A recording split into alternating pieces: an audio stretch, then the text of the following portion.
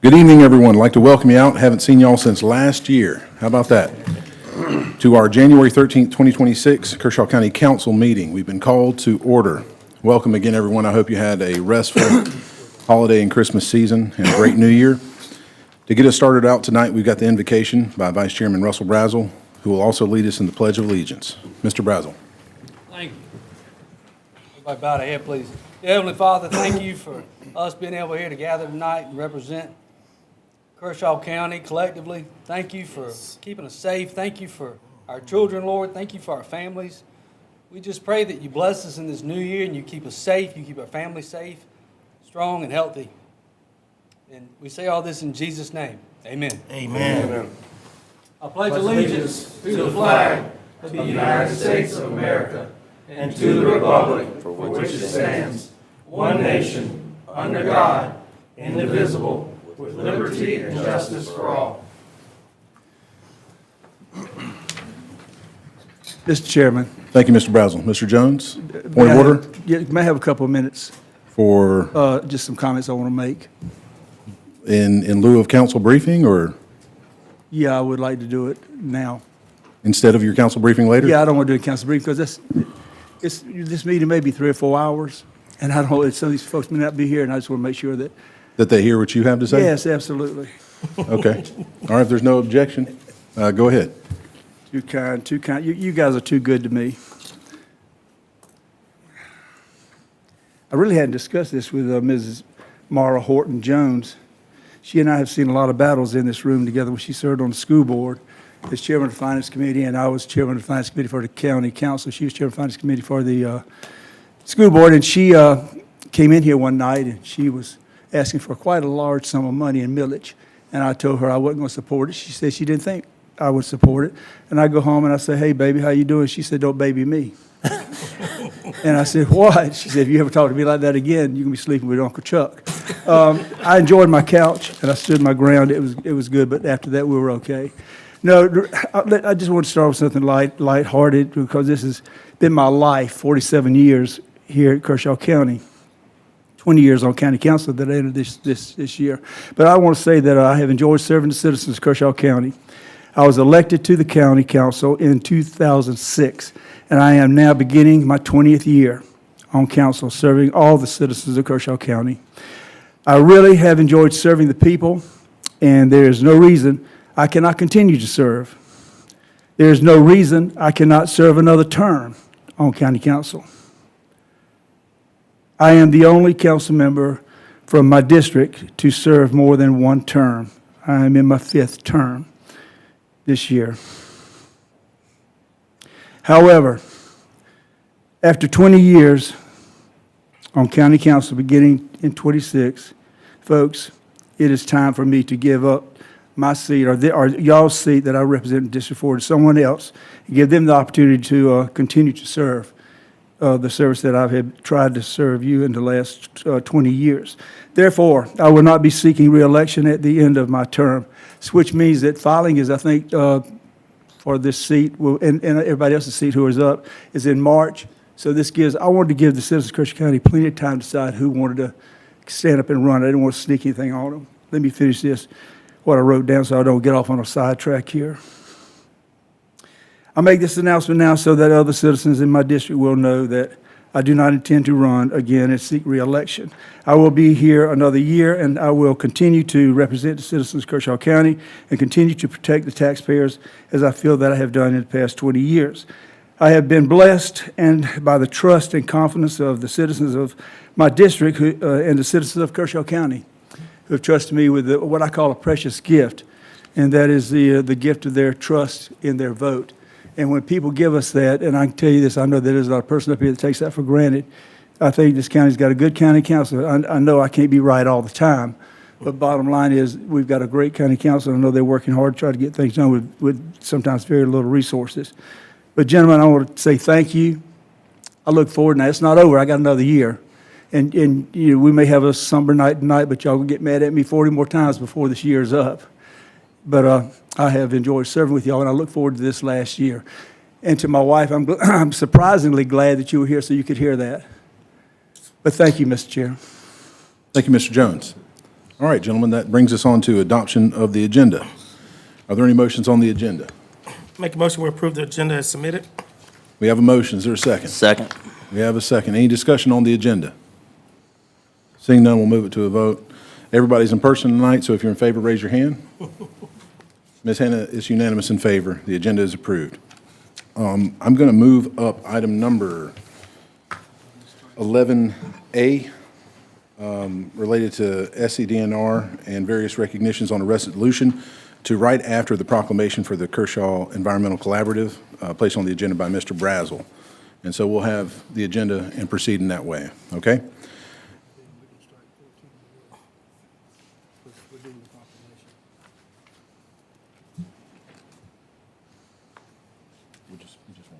Right, there you go. All right, that brings us to the next item in the agenda, which is item number 5A, Kershaw Environmental Collaborative, placed on the agenda by Vice Chairman Russell Brazel. Do we have a motion? I'd like to make the motion for a proclamation to protect the environmental integrity of Kershaw County's natural resources. Do we have a second? Second. We have a second. Mr. Brazel, you have the floor. Thank you, Chairman Connell. I will read this proclamation. Again, a proclamation to protect the environmental integrity of Kershaw County's natural resources. As many of you know, I have a passion for Lake Wateree and the Wateree River, as well as all the watersheds, which led to this partnership with DES. Whereas the Kershaw County Council affirms its commitment to responsible environmental stewardship and recognizes the importance of collaboration with the State of South Carolina through Department of Environmental Services, and whereas the South Carolina Department of Environmental Services seeks to foster positive cooperative relationships with counties across the state to collaboratively address environmental challenges, including watershed protection and stormwater management. And whereas Kershaw County and the state of South Carolina share a mutual interest in protecting natural resources while supporting responsible economic activity and community growth. And whereas this partnership is intended to provide county staff with additional resources, technical support, and opportunities for collaboration in order to strengthen environmental protections. And whereas the protection of Kershaw County's natural resources, including Lake Wateree, the Wateree River, and all associated streams and bodies of water, is vital to the health, economy, and quality of life of its residents. And whereas cooperative environmental stewardship can enhance relationships with industry, small business, and the community while promoting compliance, innovation, and sustainable practices. Now therefore be it proclaimed that Kershaw County and the South Carolina Department of Environmental Services hereby establish a pilot partnership known as the Kershaw Environmental Collaborative, reflecting a shared commitment to cooperation, problem-solving, and the long-term protection of the county's natural resources. Thank you. Thank you, Mr. Brazel. Any other comments, discussion by council members? I'd just like to say thank you to Mr. Brazel for putting this together. I think this could potentially save us some money down the road. And I appreciate his hard work, because I know he like most of you up here, he puts a lot of hours into the county government and gets very little money for it. But thank you, Russ. Thank you, Mr. Jones. Any other comments or discussion? Well, I would just like to, again, thank the director, Myra Reese, for this opportunity. This is a pilot program, the first county in the state, and we're still defining what this is as a partnership, but we know it's going to be positive. We know that it's going to bring better communication, and we're going to seek problem solving, not hard fines and enforcements. We're going to work together, and I think that's something that anybody who's seen the way government and politicians act sometimes on television, they're probably glad to see a change in that regard. So happy to present this tonight. Thank you, Mr. Brazel. Do we have anybody here from DES that we need to recognize at all before we vote? You have anybody here tonight? No. Okay. Then, in that case, we'll move it to a vote. All those in favor, raise your hand. It's unanimous. Proclamation passes, Ms. Hannah, for the record. Thank you very much. Good deal. Thank you. That moves us to item new number 5B. It's the previous resolution we discussed briefly, former 11A resolution commending the South Carolina Department of Natural Resources. Do we have a motion? I would make a motion that we adopt the resolution. Mr. Schumake, is there a second? I'll second. I think Mr. Tucker got you on the second. Sorry about that. You want me to? I'm not going to let y'all fight over it right here. All right, Mr. Schumake? All right, I'll read the resolution. This is a resolution commending the South Carolina Department of Natural Resources, Lance Corporal Tommy Buchanan, Global Eco Adventures, the South Carolina Office of Resilience, and J.A. Still and Robert Collins Construction Company for their dedicated and successful efforts to remove a 4-year-old log jam on the Lynches River here in Kershaw County. Whereas the Lynches River is one of Kershaw County's important natural resources. Whereas the Lynches River flows through the county and the main river has tracks located within its watershed. Whereas a large and long-standing log jam in place for more than 4 years created significant navigational, environmental, and safety hazards along a vital stretch of the Lynches River within Kershaw County. And whereas South Carolina DNR, led by Lance Corporal Tommy Buchanan, along with Global Eco Adventures, the South Carolina Office of Resilience, and J.A. Still and Robert Collins Construction Company, recognize the urgency of restoring the river's natural flow, ecological health, and safe accessibility for paddlers, anglers, wildlife, and future conservation initiatives. And whereas the coordinated efforts of DNR's Lance Corporal Buchanan, DNR Director Dr. Tom Mulliken, and DNR Director of Training Eric Martin, together with the technical expertise, leadership, equipment, and field support provided by Global Eco Adventures, under the direction of its president, Thomas Mulliken Jr., and retired Army First Sergeant Clark Gray, as well as the support of the South Carolina Office of Resilience and the operational capabilities of J.A. Still and Robert Collins Construction Company, resulted in the safe, efficient, and environmentally responsible removal of the 4-year-old obstruction. And whereas this successful operation demonstrates the effectiveness of collaboration among state agencies, county officials, private partners, and conservation organizations working together to safeguard and enhance South Carolina's natural resources for present and future generations. And whereas the citizens of Kershaw County will directly benefit from the reopening of this section of the Lynches River. Now, therefore, be it resolved that Kershaw County Council hereby commends and expresses its sincere appreciation to the South Carolina Department of Natural Resources, Global Eco Adventures, the South Carolina Office of Resilience, and J.A. Still and Robert Collins Construction Company for their exceptional service, dedication, and achievement in removing the long-standing log jam in the Lynches River. Be it further resolved that Kershaw County Council recognizes their work as a model of environmental stewardship, public service, and partnership, and extends its gratitude for their continued commitment to preserving and protecting the natural resources of Kershaw County. Adopted and approved this 13th day of January 2026. And we do have, before we go to a vote, we do have several members of DNR. I believe Lance Corporal Buchanan and Eric Martin are also here, as long as Mr. Mulliken is here as well. Outstanding. Mr. Tucker, you had the second? Yes, I just want to say thank you for their services and what all they do here in Kershaw County. We always think out of the 46 counties that we're very special and number one. So we appreciate all your efforts and you're willing to always partner and do great things here for the citizens of Kershaw County. Thank you, Mr. Tucker. Mr. Cato, you had the second? And we have Mr. Kenneth Clark Gray in the audience as well. Okay, outstanding. I just want to thank everybody that was involved in this. I don't live too far from this site, and I tell you, the Lynches River, if you've ever been down the Lynches River, is a beautiful place, full of wildlife and beautiful scenes. There's some beautiful hardwoods and wetlands down through that area, and it's awesome. So I just thank you for helping us keep it up. Thank you. Thank you, Mr. Cato. Any other comments, questions? Yeah. Mr. Chairman? Yes, sir. Just like to say thank you to the A-team back there. They did a wonderful job. I had the opportunity to go out one day. I didn't get to go the multiple days that were there and got to put on a pair of waders, but there were thousands of tons of trash, debris, logs pulled out of that. It wasn't a log jam. It was probably about a football field size stoppage in the Lynches River. It was absolutely ginormous.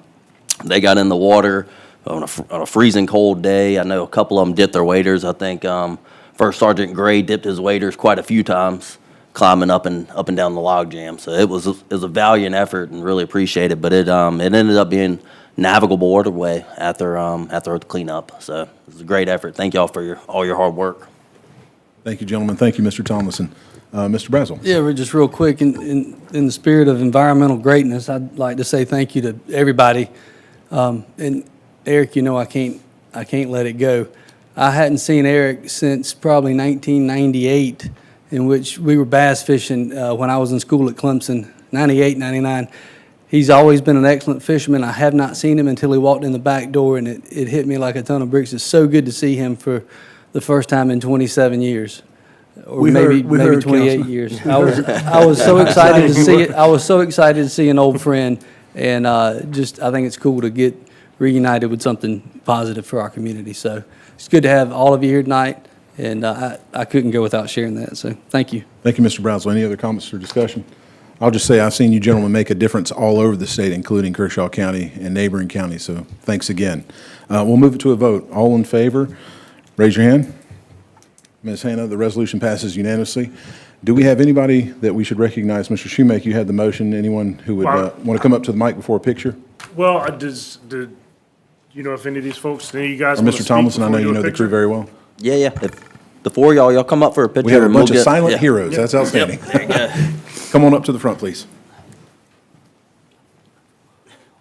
I know Eric doesn't like to take pictures, so had to get him up here with it.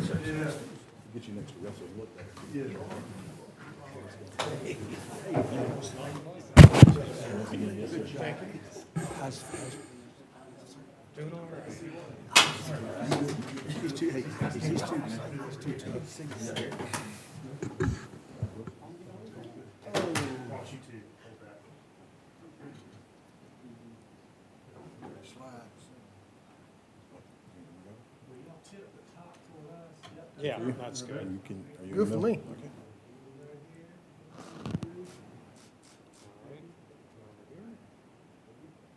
Thank you, sirs.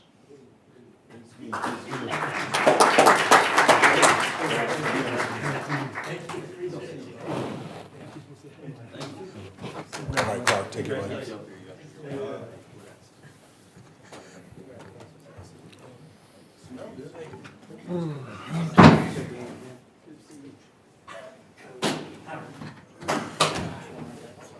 Sir? Thanks again, gentlemen. True public servants, it's rare that you find somebody who gets the opportunity to grab the mic and they turn it down. Keep a low profile. Thank you, gentlemen. All right, that takes us to public presentations. And before we do that, I just was remiss in mentioning Danny Templer. His mom passed away. We excuse him tonight, our fearless administrator. We have a capable Mr. Blanchard here tonight to fill in for Danny. They had funeral services today. Of course, there were a lot of tears shed, and a lot of Pink Floyd was listened to. Yes. She was a great woman, from all accounts. All right, that moves us to public presentations. Councilman Cato placed on the agenda an Alpha Center update. Is there a motion, Mr. Cato? Yes, sir. I'd like to make a motion that we allow Alpha Center, the opioid abatement coalition, to come up forward and give us a presentation on these store-bought drugs and smoke shop drugs. Okay, we have a motion. Is there a second? I'll make the second. I'd like to say thank you, Danny. All right, we got a second. Any discussion before we vote? Seeing none, we'll move to a vote. Mr. Chair, would it be proper for me to abstain on this? I think you can vote because we're not expending any public dollars on this, and it's Yeah. related litigation Vote that's for already it. been expended. There's no You should vote. objection. There's no It'd objection. be the So- first time in 20 years I ever voted for anything all- positive. Well, it's on not that. related to budget items, so all in favor, raise your hand. Yes, ma'am. Public presentation, please. Thank you, Ms. Mara. Welcome. All right, thank y'all. Appreciate being here. Been coming to see y'all for a long time.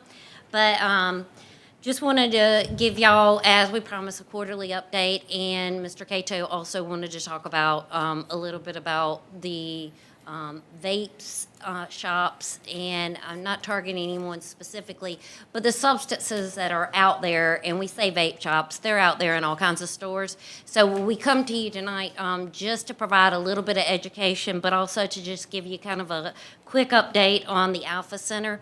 we are getting ready to break ground on an expansion, and those dollars are provided by the legislators over the past 2 years.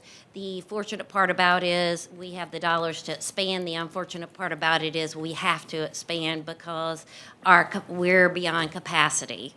Our wait time for getting appointments is extended beyond what people really need.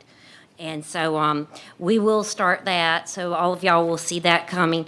The other thing, too, is I also want to talk to you a little bit about the work that's been done here in Kershaw County has been replicated in Chesterfield with the SCORF dollars, as well as Lee County picked up and was told, hey, we heard what Kershaw County and Chesterfield's doing, can you bring it to Lee County?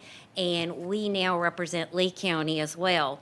Also, I have to also commend my staff, and you'll meet Leanna, who is my SCORF director here in Kershaw County, and Bethy Hardaway, who is the prevention specialist in Kershaw County. But they are also being recognized as the model grant written for the state that will be utilized for everyone else to model their grant writing for the SCORF awards throughout the state, and that'll be coming down. So I do have to give them kudos on that, but that also brings great recognition statewide to Kershaw County as we present that at the next, what they call coffee chat throughout the state for the opioid response teams.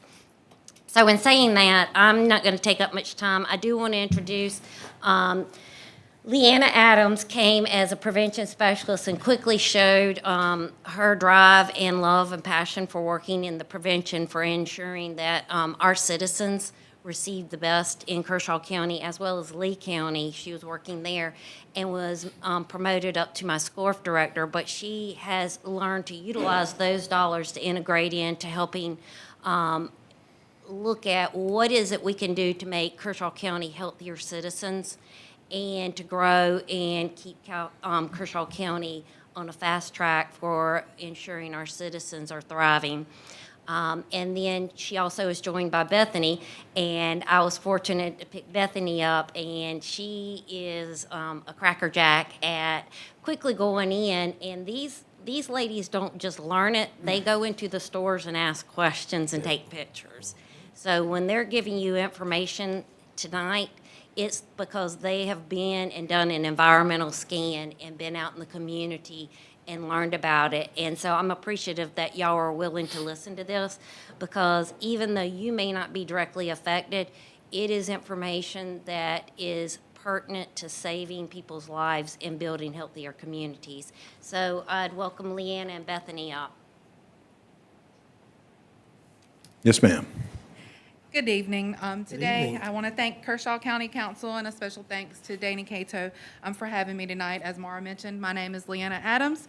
I actually graduated from a Kershaw County school, North Central High School, in 2008, and I do have my four-year degree from Coker College or University, if you're asking whoever. And I do have a degree here in psychology.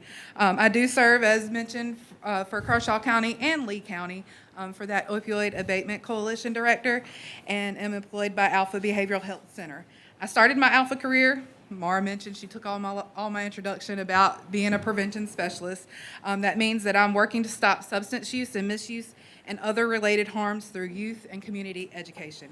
And since moving into this role as coalition director, I have now moved a little bit outside of that, but want to talk a little bit about, or focus less on the business part of this, but the products that are within these gas stations and these vape stores, and why this matters to zoning, regulation, and community protection.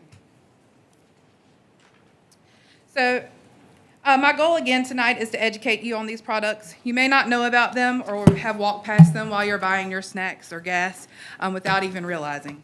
Vape shops and gas stations are not only selling high concentration nicotine vapes with marketing tactics like flavors, brightly colored packaging to attract our youth, but they're also selling these products and substances, and they vary widely in effect, legality, safety, and carry many products or many significant health risks. These substances, commonly termed as gas station drugs, apply to all non-FDA approved substances, and they're being sold casually in our gas stations, online, and elsewhere. Oftentimes, they're labeled as dietary supplements, herbal remedies, and legal highs. Many products will use verbiage such as mood, focus, dietary, enhance, and that's to downplay the psychoactive effects of these products. These terms can also minimize and obscure those actual effects.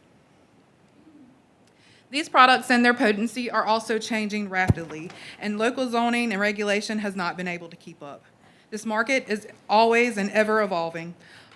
Also, with many of these products being synthetic, once there is a regulation, a simple chemical alteration can make it a completely new product, and now it falls back into a legal gray area. These substances fall into a few key categories. Some are plant-based like kratom and proprietary mushroom blends, and I do use the term plant-based very loosely. Companies use these terms such as natural and plant-based as marketing tactics because they can be misleading. Others are synthetic, hemp-derived THC products. They come in many forms, gummies, vapes, oils, and are being sold as legal highs. We also see unregulated pharmaceuticals like tianeptine, fetabunt, which are especially risky because of their addictive potential. Inhalants like nitrous oxide are also being sold in small and large cartridges. And note that some of these actually kind of fall into multiple categories, and we're still trying to figure out how to classify some of these. So I encourage each of you to review the flyer that I've put before you for some visual examples and the different substances that are out there. And I challenge each of you to walk in a vape shop or even your local gas station and take the time to really look at the products that are there, especially those that are close to the register, behind the counter, and you would be surprised what you did not see or notice before. If these products, again, mention anything like mood, enhancement, focus, dietary, we want you to beware and be aware. And when we talk about these products, we're really talking about emerging drugs, which means emerging risk. And the impact is already showing up in our schools, in our homes, in our emergency rooms. New substances, including products like 7-hydroxymetragenine and pseudoindoxil, introduce unpredictable effects. Many are harder to track, and that creates a gap in our prevention and response efforts. These substances are also affecting overdose prevention efforts. When they're mixed with opioids and used unknowingly, they increase overdose risk and make it harder to interpret those trends and, interpret trends and data. That matters because that shapes our prevention messaging and our outreach. And from a policy and a strategy standpoint, understanding what's emerging can help guide decisions about funding, partnership, and enforcement. And identifying trends early allows coalitions and local government to be proactive instead of reactive. And ultimately, I just want awareness to help you better understand so that we can protect our residents by strengthening education, improving coordination among schools and providers and other stakeholders, and allowing us to respond quickly to these emerging threats. Then when we talk about zoning, this issue isn't also about if these products exist, it's also about where they're being sold. Location matters because proximity matters. When products with psychoactive effects are being sold near schools, parks, churches, and other youth-centered spaces, exposure increases and the use becomes normalized. Visibility also matters. When these products are being placed right behind the counter near the register, it becomes a part of everyday purchasing, and that can increase impulsive buying, especially for young people and for people that are in recovery. We also want to look at the cumulative impact. One store may not be a concern on their own, but when several are located close together, this can have an effect on the neighborhood and it will change. That's why zoning exists. That's why location affects impact, and local government has the responsibility to consider that. In December, Council took an important first step by addressing where hemp-derived and synthetic cannabinoid products are sold and recognized that location and clustering does matter. At the same time, many of these products fall into legal gray areas. Unlike alcohol and tobacco, THC, kratom, and other similar products do not have a clear statewide age restriction. Some companies actually voluntarily label their products as 18 plus or 21 plus. Others do not. Many are packaged to look like energy drinks and alcoholic beverages and are easily placed near those items, sometimes without staff realizing that the age restriction should even apply. Because federal regulation has not kept pace, local action becomes necessary. Community cannot wait for federal guidance and must use local tools to protect our youth and our residents. Conditional use is a familiar and effective zoning tool. We already use it for alcohol sales and other high-impact uses because it recognizes that location and context does matter. Conditional use allows for that case-by-case review, which makes decisions thoughtful, not automatic, and it creates a space for public input so that residents can raise concern and be part of that process. This also allows the county to apply location-specific conditions without creating a blanket ban. And conditional use doesn't really shut doors, it sets guardrails. This approach provides predictability for businesses while protecting community standards and public health.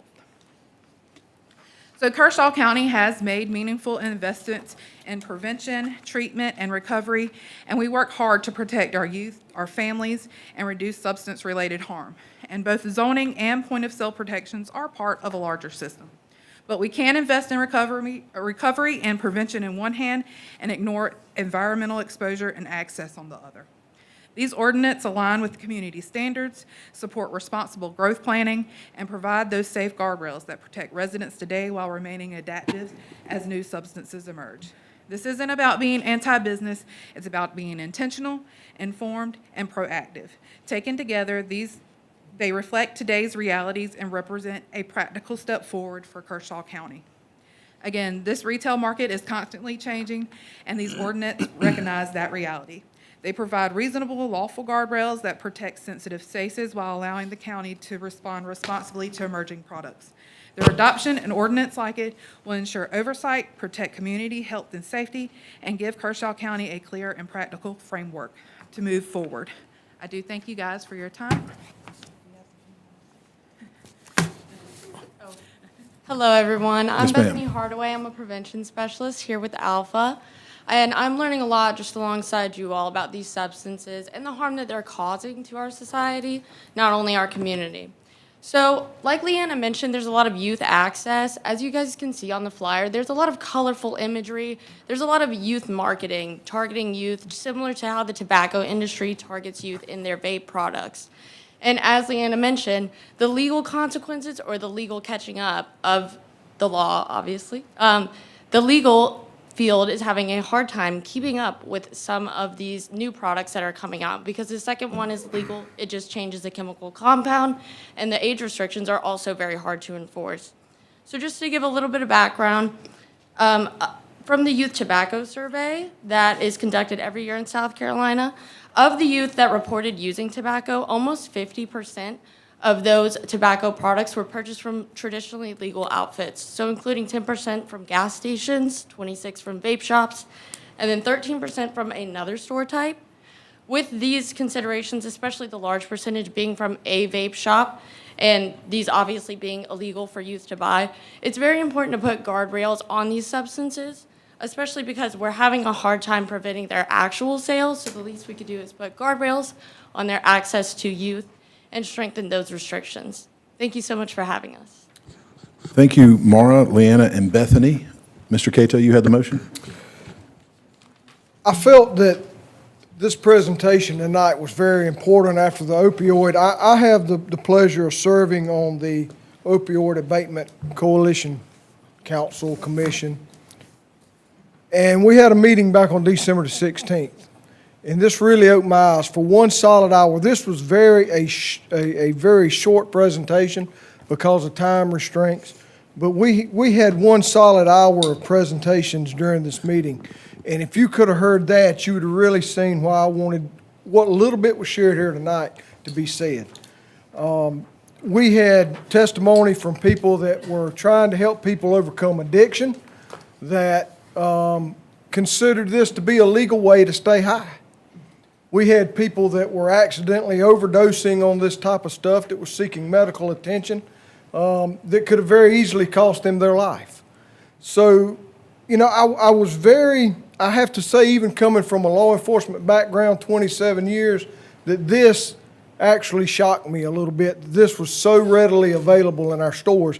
We had a legislative breakfast at Alpha Center, and Councilman Braswell actually went by the store and purchased some of this stuff just to show how easy it was and how easy you could mistaken this for just some type of energy drink or strawberry lemonade drink, and you'd never know what was in it.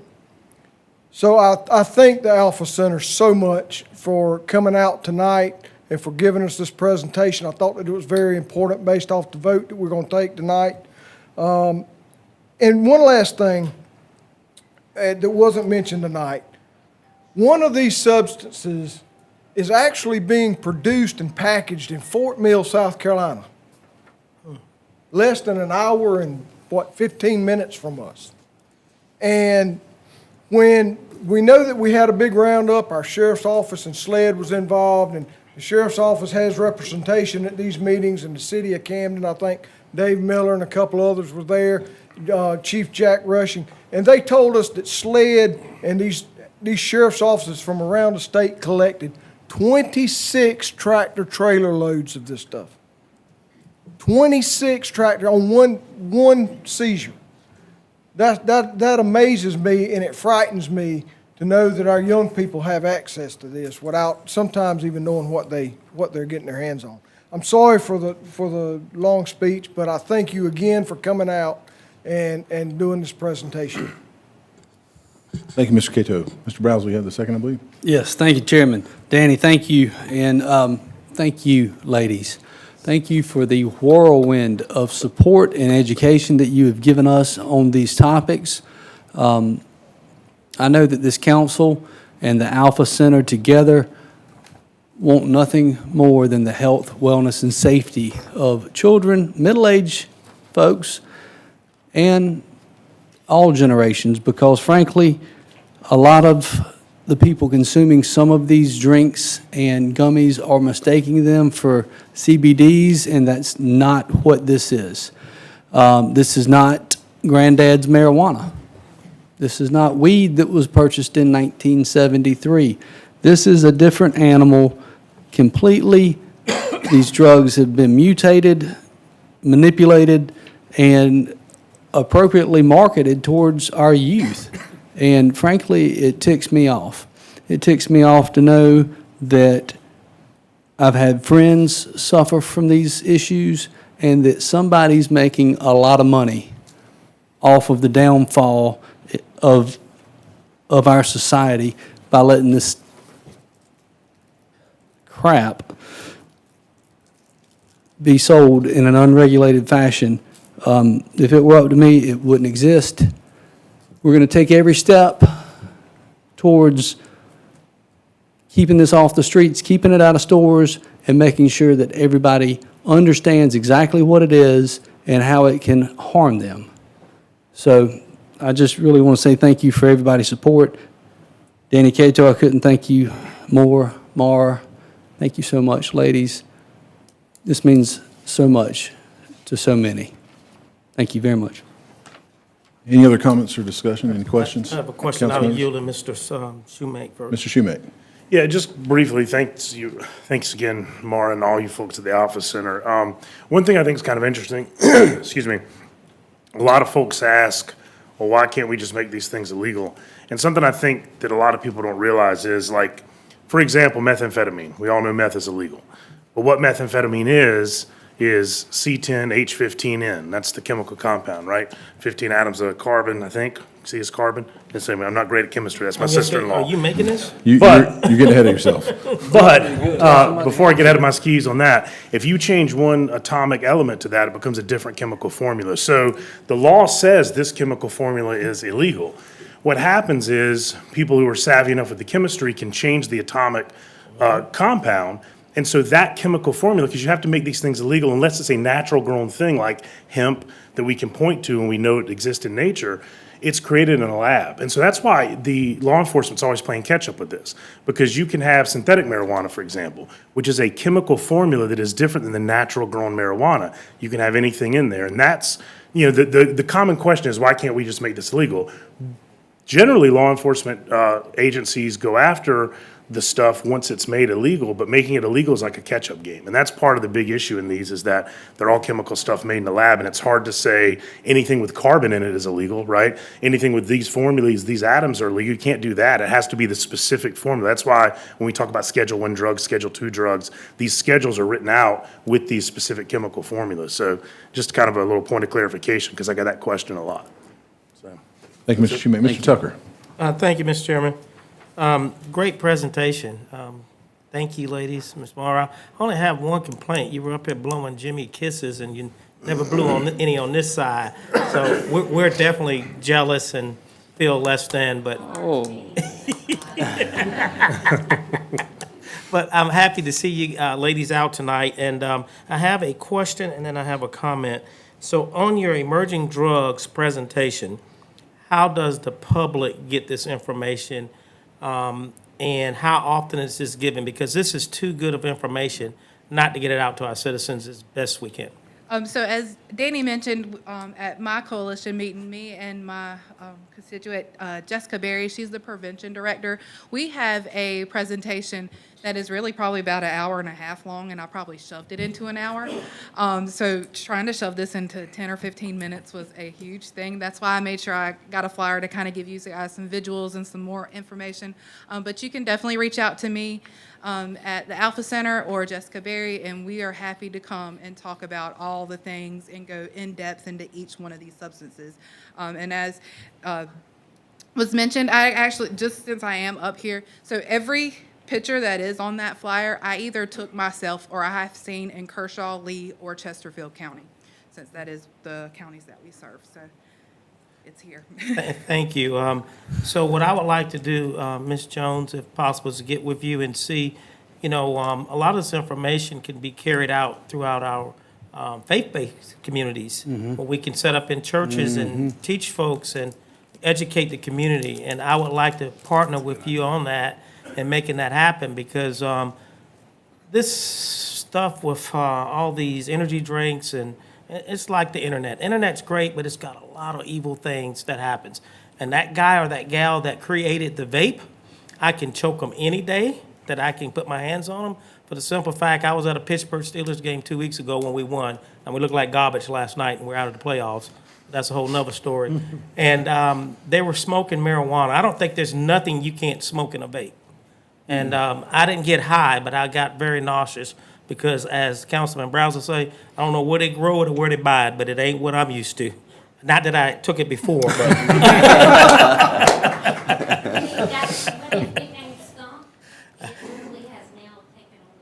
Yes, ma'am. Yes, ma'am. And, but I do want to make everyone aware. Speak in the mic, please. All it takes is one call to the Alpha Center, and it is free for the presentation. Ms. Mara, Jimmy says you're not loud enough and you need to speak into the mic. For the- That's acceptable. For the people out there. Chairman Connell, I'll show you the respect. Yes. What I would say is that only one call to the Alpha Center. It fits everybody's budget for this presentation to be given because it is absolutely free. That is what we're here for, and we're very fortunate because like Elgin Town Council put it up on their website. The more places we can get it to, because what I will tell you, and some of you heard it, right now we're detoxing people. And and J.D. Chaplin, one of our senators, was talking about it's middle-aged white women that are being detoxed off of these drugs. Middle-aged white women. It was how do you say it, the keratin or? Yeah, it's the kratom. Kratom. And right now, they've released state funds, and individuals are taking these feeling like, well, I've got this anxiety, kratom will reduce my anxiety, and it's being sold as that. It's in a store, so it must be safe. And he's exactly right. I've had two individuals who are, middle to upper income, go through detox coming off. And if you've ever seen a kratom detox, it's not a pretty sight. It is very, very painful to come off of. And no one, again, y'all have heard me say this, no one sits around in a kindergarten classroom and says, I hope to grow up to be addicted to drugs, disappoint my family, and, be homeless and have a destructive life. No one does that. But life happens, whether right or wrong, and this is just a doorway for those individuals who had no idea they were becoming addicted to become addicted. And so that presentation is free to anyone who would call. We love being in the faith-based community because the faith-based community sometimes does not want to look at what's really going on. So thank you. Thank you, Ms. Jones. And my last comment is, Ms. Jones, I know what's in your heart. I mean, that's why you're back here doing what you're doing. But you two young ladies, keep the passion and the love and the desire. I know it's your job and you get paid, but when you have the others, it makes it that much more easy to get up in the morning and do it. And you're serving a great cause. So thank you and continue the rock stars that you are. All right, thank you. Thank you, Mr. Tucker. Thank you, Chairman. Is there any further discussion? If so, I'll need to seek a motion to suspend our time requirement on public presentations. Any other comments or discussion? Everybody good? Okay. Thank you so much. No votes required. Appreciate y'all coming out tonight. Thank you, Mr. Cato. Mr. DeBose, next up on the agenda is public comments, item number 7. Mr. Chair, no one has signed up tonight. Very rare. Interesting way to start off 2026. Everyone must have partied a little too hard over Christmas and New Year's. Everyone is happy with everything. For now. They heard I was stepping down. You spoke too soon. We haven't done anything wrong in 2026 yet. Okay, moving on from public comments. This takes us to approval of minutes, item number 8A. Is there a motion on the minutes? I'll make a motion to approve the minutes. Mr. Schumake has a Second. motion. Mr. Thomason has a second. Any discussion? Seeing none, we'll move it to a vote. All in favor, raise your hand on the minutes. Ms. Hannah, for the record, it passes unanimously on the minutes. This takes us to discussion. Any particular update, Mr. Blanchard, before we move to a vote on discussion for 9A, Pecan Orchard? Yeah, no, other than the fact that we have applied for all of the different permits, and we have gotten comments back from DES. We're working through those comments. We will resubmit by the end of the month, and then we can start the progression of getting with utilities and things like that for the actual boots on the ground. Okay, thanks for that overview. Vice Chairman Russell put it on the agenda. We'll see what else the council wants to hear. Is there a motion? Yeah, make a motion just for a brief discussion on that update. I'd just like to pencil in some dates. Is there a second? Mr. Tucker has a second. Mr. Bradley, you got the floor.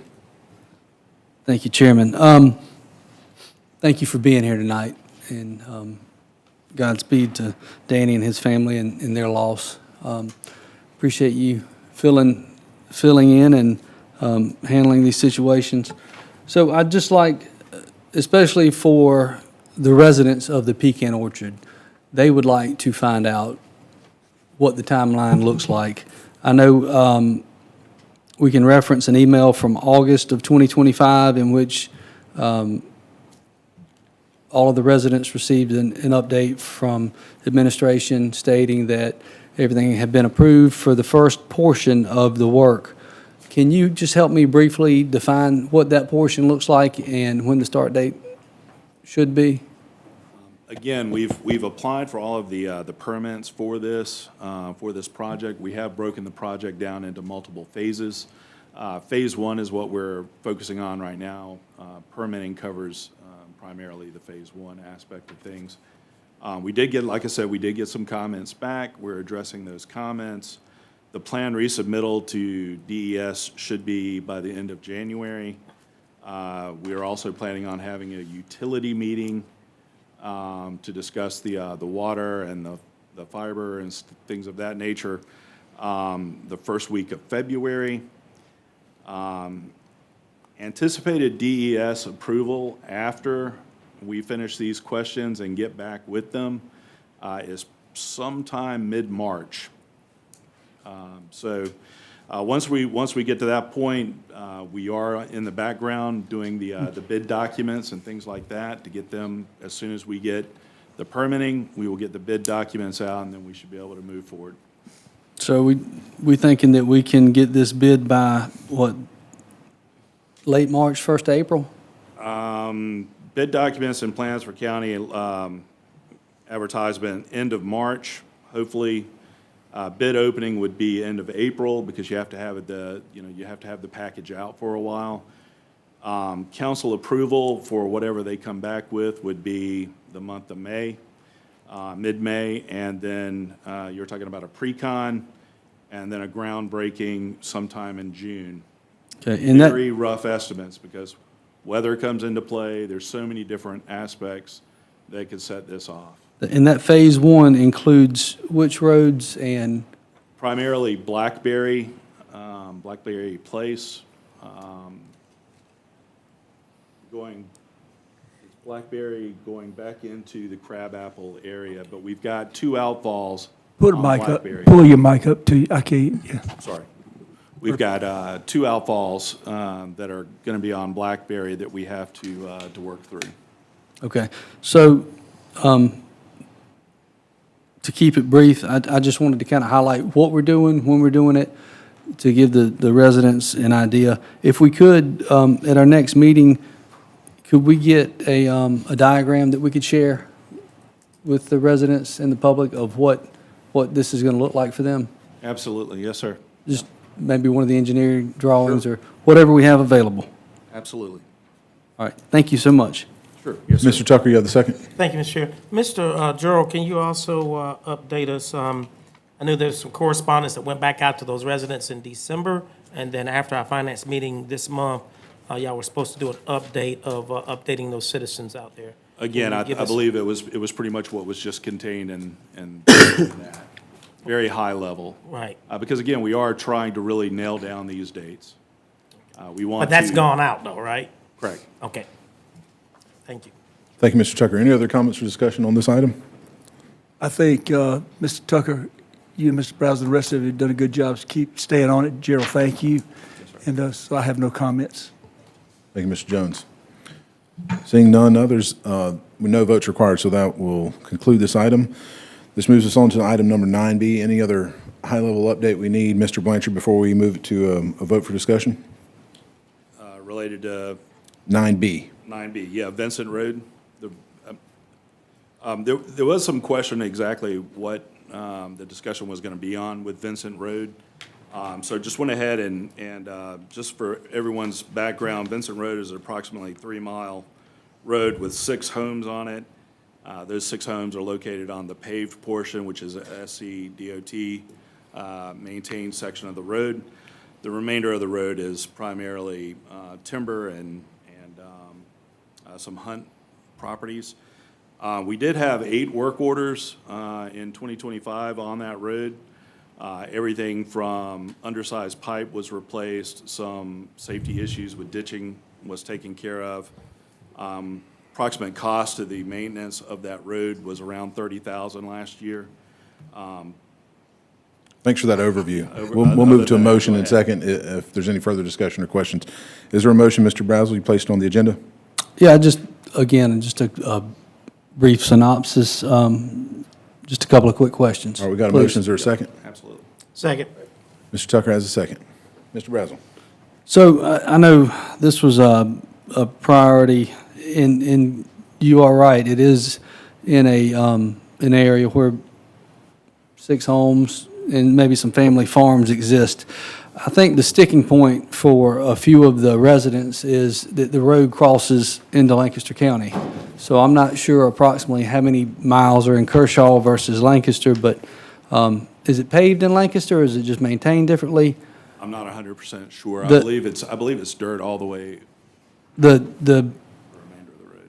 the situation that, and the concern that's been brought to my attention is that it's gotten narrow and it needs some brush cutting, it needs to be opened up, and of course, it sounds like some ditching work has been done. I have not seen it since it's been worked on, but I have talked to some local residents, and they just maybe feel like they haven't had as much work done to it as they would like to. I know at the time there was an extraordinarily undersized pipe, and there was a beaver dam on either side of the road that was causing an issue, but whether we like it or not, it's our responsibility to make it passable and safe.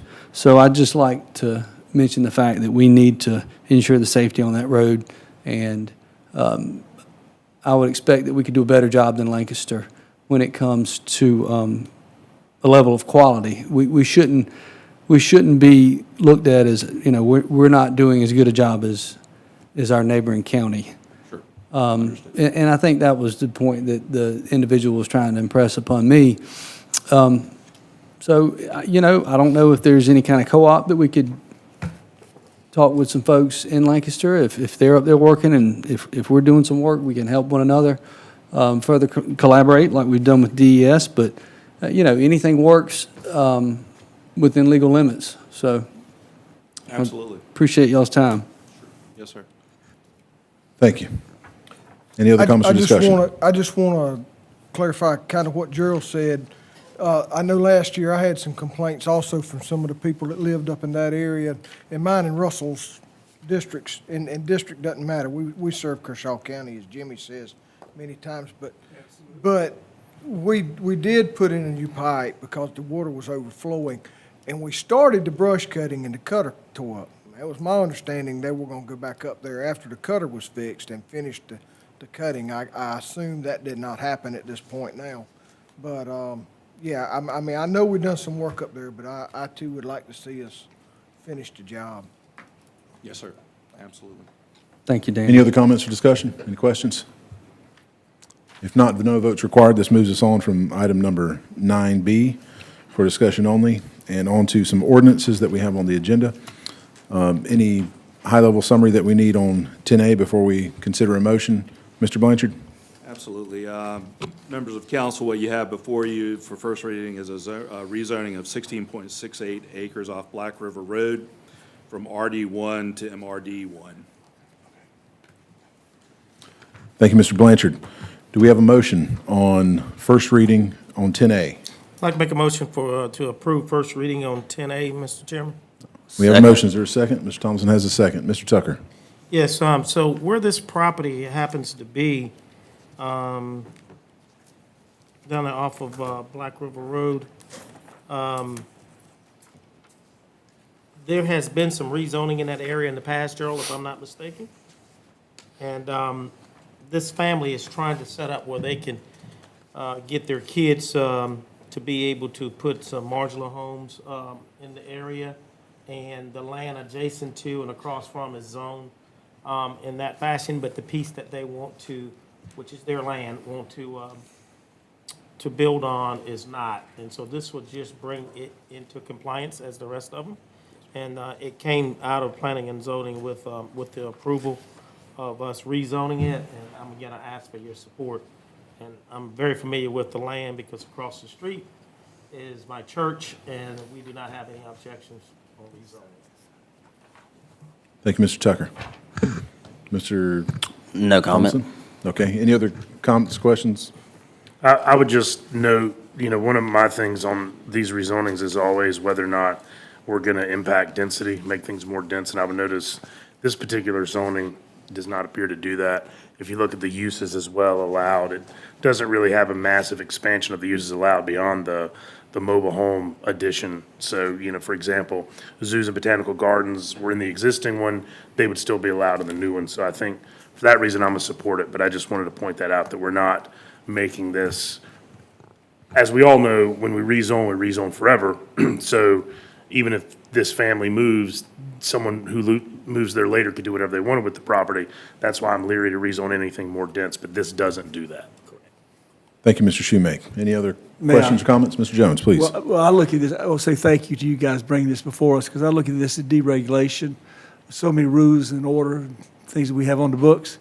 And you know where I stand when it comes to being somewhat lenient with the folks using their land for what they want it to. So thank y'all for bringing that before us. And I would like to point out, Mr. Chairman, too, the families out there, I couldn't see because I'm short statured, but they're sitting out there waving their hands, the Wade family. We have Councilman John Wells sitting out there too. Yes, sir, he is. I could see him. He's about 9 foot. Thank you all for being here tonight. Any other comments or questions? Seeing none, we'll move to a vote. This is on first reading for 10A. All in favor, raise your hand.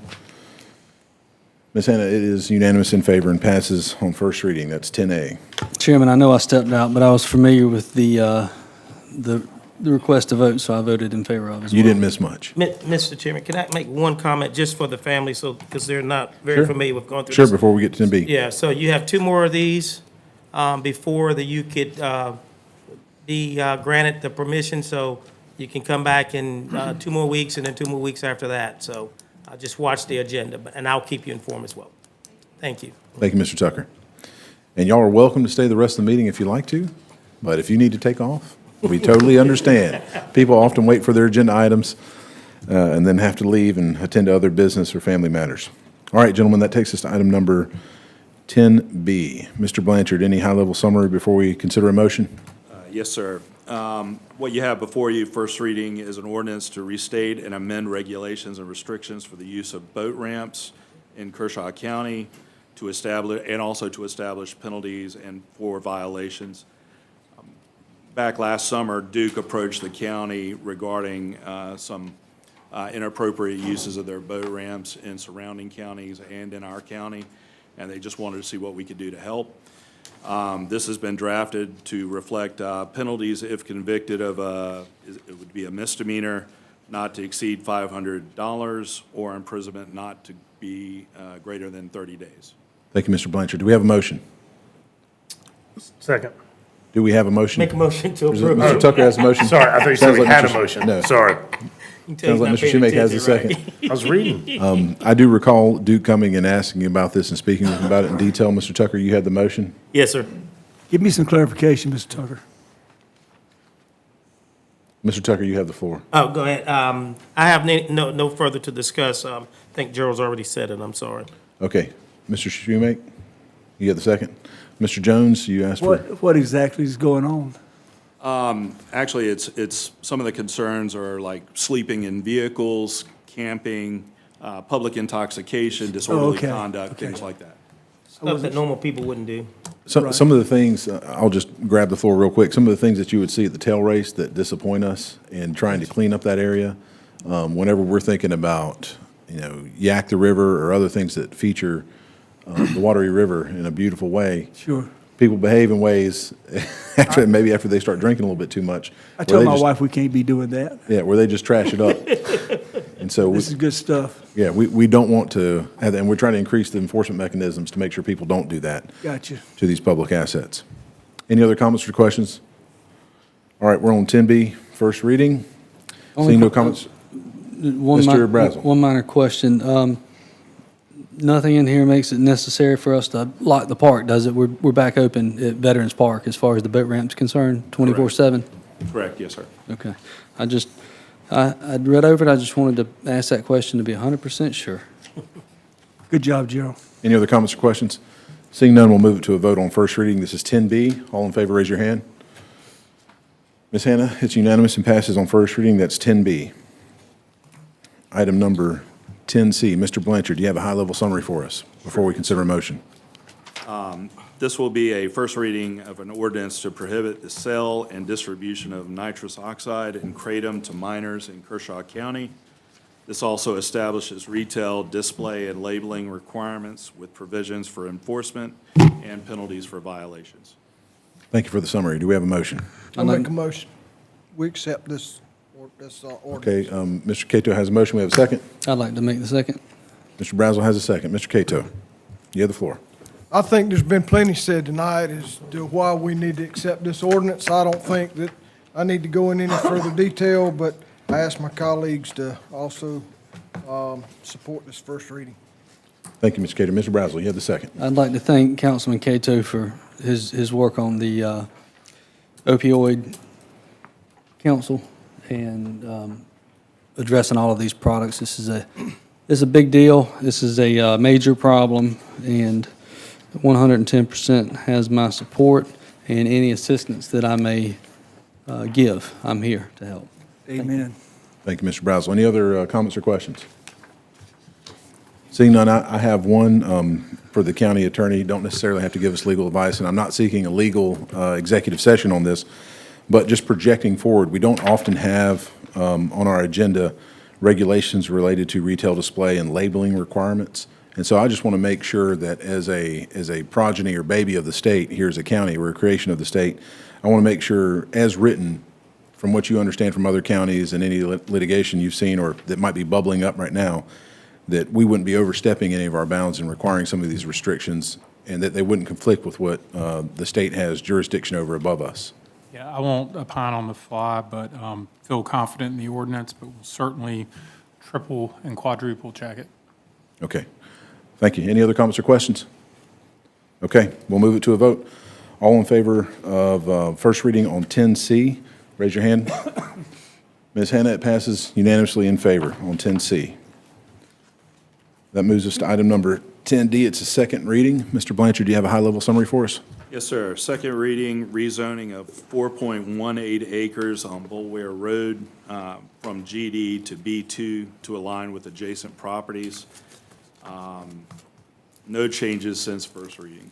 I remember this was a downzoning.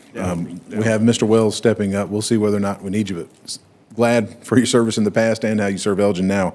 Do we have a motion? I'll make a motion. Mr. Schumake has a motion. Is there a second? We have a second. Mr. Schumake.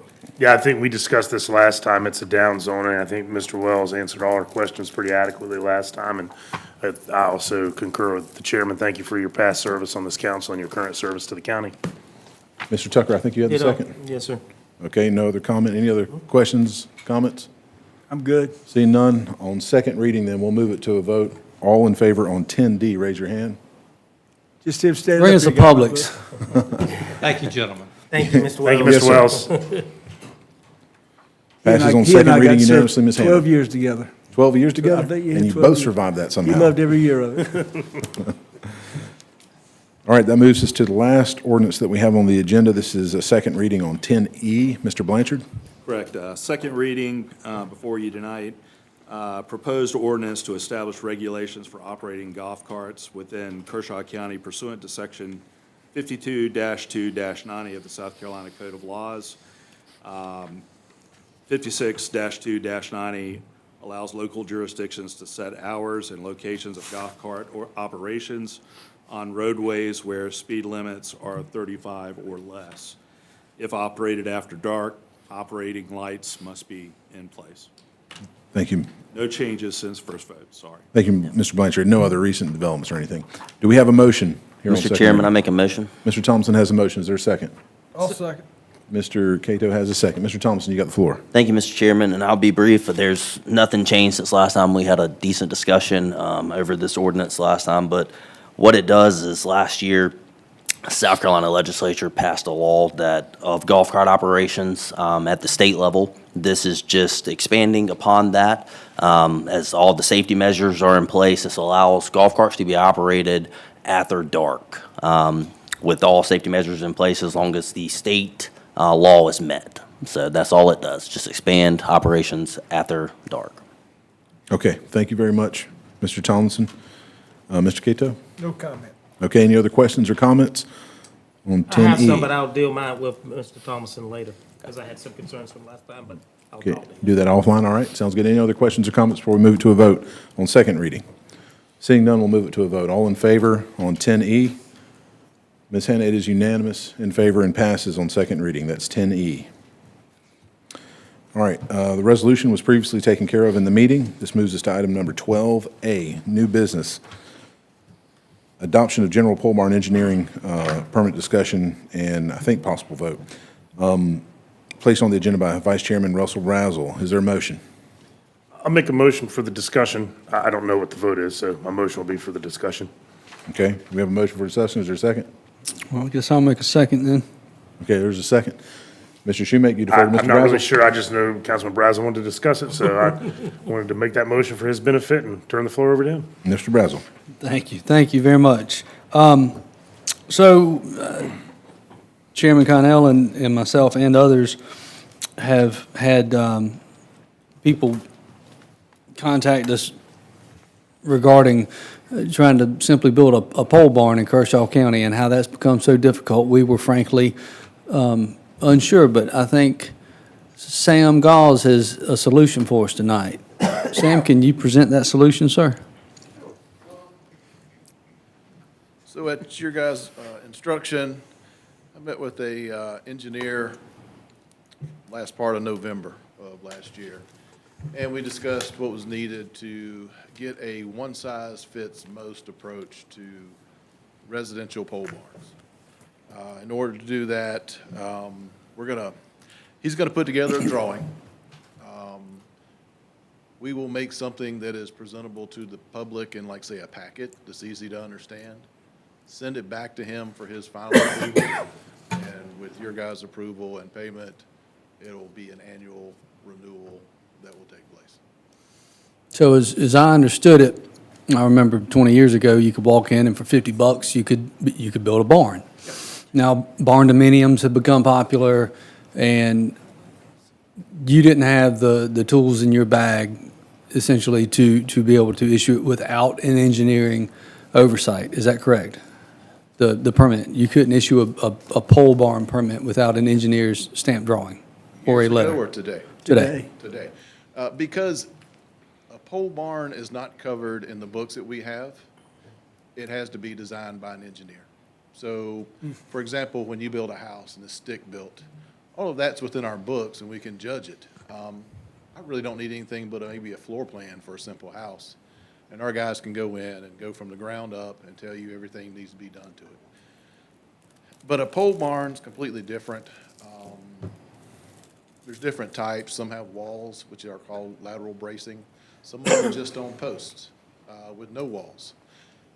It's up to an engineer to tell me how deep the hole needs to be, how far apart you can space your post, what size posts you need. There's a good bit that goes into it. So because that information is in our books, we have no way of judging it other than an engineer's design. So this would simplify the building process and, like you said, be a most size fits most approach to a simple pole barn, It would not include barn dominiums, which would be a home. correct? It would not include agricultural buildings, which do not require the drawings to start with. They're exempt. And it'll be around, I think he said the building size would be like 30 by 40 would be the maximum size. Okay, would you be able to extend the length? Could he, if it needed to be 30 by 60, or? Perhaps. It'll just depend on what his drawings say. I've also asked that if we do this, he gives me the ability without fee to give him calls occasionally in regards to things like, let's say that your hole needs to be 48 inches deep. Well, at 38 or 30 inches, there's a big rock that we just can't get rid of. How do we work around that? And he'd come up with some type of plan that says, well, it's okay to put it at 30 for just that one pole or fill it in with concrete, whatever he recommends. So we know somebody's going to end up needing one that's 40 or 50 or 60 foot. Could we do it, and could he offer it in an expandable fashion? I'll have to ask and find out. Yeah, so that's what I'd like to do. I'd like to try to cover all bases if we're going to do this. I think it's a good idea. I think it'll simplify things. Would you offer a pole barn permit with a fee structure that was, say, if you had a set of engineered drawings, the fee is one thing, and if you use the county's drawings, it's a little more because you're getting a prepaid engineered fee? How would you structure your fees? Fees are generally up to you guys, but I understand where you're getting. Like, for example, there's one company that has a engineer on staff. So you're saying we would not charge them an additional fee, where if you use our plans, we charge more? Well, it seems to make sense, and, Yeah, I and it agree. wouldn't have to be a lot more, but it would keep them from having to hire an engineer and spend anywhere from $300 to $3,000, because an engineer charges whatever they like to. I know I had to do an extension on a dock, and it cost me $2,500 Okay. for a very simple extension. And it took me about 3.5, 4 months to get the permit pulled, and that was not here, for the record. But I thought, boy, this is a lot for a little. And I think that's probably the same thought process with these pole barns, is how do we simplify it for builders, homeowners? And if you have to spend a little more money to get the pre-engineered fee, I think that's reasonable. We can work through that in the budget, but as far as you having a solution, do we have an annual cost associated with that? $8,500. So for $8,500, would it be relevant to say 75 to 80% of pole barns would likely be covered? For those that need engineering drawings, yes. Okay. Well, I think it's smart to get ahead of things, and I think we can recoup to a break-even point and be fair to everyone involved and just streamline the process. Because I do know that there's a church that's waiting and has wanted to have this done, but they just trying to get everybody on the same page to get the engineering done. They could have built. This would not help a church. Well, no, there was a church that wanted a pole barn. But Yeah. this would not help a church. This would be residential structures only. It would only be residential structures. So because it was on a piece of property that was owned by a church, would that matter? That would be commercial property. Is there a way to generalize it for either or? We can. I would not be willing to. I wouldn't want to take on any liability with it. Well, the liability would be on the engineer, right? That's the reason for the engineer drawing. If the engineer would agree to allow it for commercial use, sure. But Well- if it's up to me, I'm not going to accept anything that's not drawn up commercial-wise, if it's not drawn up by an engineer. Okay. Well, let's see if we can get a religious exemption. And that would be up to us, I would think, as long as it's not beyond the scope. Same type structure, it's a pole barn. If somebody wants a pole barn for a picnic shed at a church, it's not going to be built any different. It depends on the use, so. Right. If it's an assembly, it's going to have to be drawn by a design professional on a construction level per state law. I get that. So there's no way around it. I'm sorry. If they're using it as an assembly, like you go outside for sunrise service on Easter Sunday and they're using that building as an assembly, you're not going to get around it. It's state law that a design professional will have to design that building. Well, at least we would have someone to reach out to say, hey, Oh, yeah. we can connect you to this person to modify this. Yes. We would have that. The design professional would have to draw specific. Yeah, but at this point, you could refer them to our I can refer design them. Yes. professional. Sure. Okay, that works. I'm just looking for solutions and taking away roadblocks. That's it. All right, perfect. I'm good with it. Thank you. Any other comments or questions? I do. Mr. Cato. A couple of questions. One, would this include the metal sheds that you buy and have put up in your yard? Such as carports, Yeah, what the we car call garage. square tube construction. The company that you purchase it from will provide you with an engineered set of plans when you purchase your building. So it's not like you have to go find an engineer. They already have those plans drawn up for you when you purchase the building.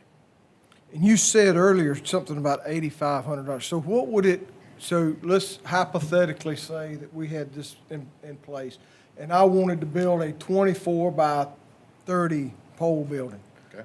What would my initial cost be to get started on my pole building through the county? It would just be your standard permit fees. Just the standard permit fees? And Yes, that would now- include the engineering? Well, Mr. Brazel, I believe, stated that he would like to add a certain fee if you use our plans. Was that correct? Well, it'd be up to this council. It's just a thought. Yes. I'm, people pay enough in taxes as it is, but if you're, it's just a whole nother discussion. I think that's something we can discuss once we get to budget. Moving forward from this particular item, I think it'd be useful for us to know for next time, Gerald, if you can get from staff and otherwise, how many pole barn applications came in last year? So we can look at the economics of it versus 8,500. How many were last year? That information was included in an email I sent you towards the end of the year. Just what is the number again? Because I didn't know about 8,500 then. Let's see. We had 26 total accessory pole buildings. All right, so Of the hypothetically, 20 oh, sorry, go ahead. Of the 26, 12 of those were agriculturally exempt, so they didn't So- need anything. 12 to 14 or so? 14. Okay, so we're looking at spreading 10 $8,500 over, 10 of those were done by a specific pole building company that has an engineer on staff. And that left us with what, think it was 14 total.